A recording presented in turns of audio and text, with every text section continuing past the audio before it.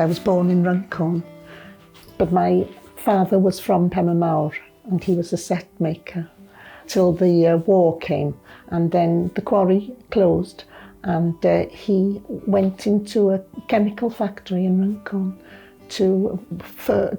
they were producing things for the war effort.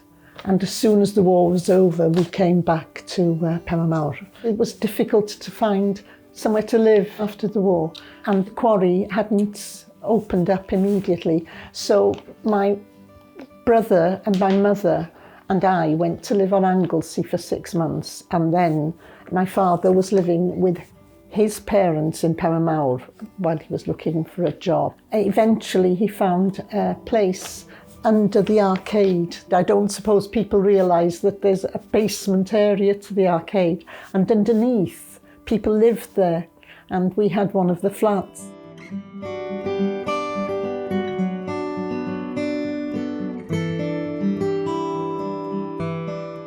We used to take our lunch and go on our bikes down to the beach, and we'd have to be back for 5 o'clock for tea.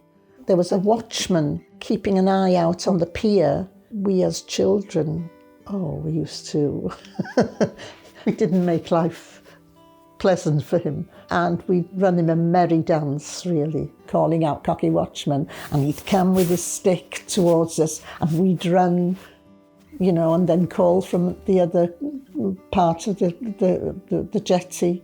I don't know how we didn't have an accident, and we'd go under the jetty with ropes and swing above the sea when it was crashing onto the shore.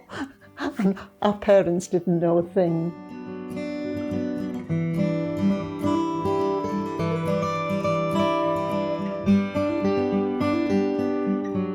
There was an iron bridge over the railway, which was steam trains then.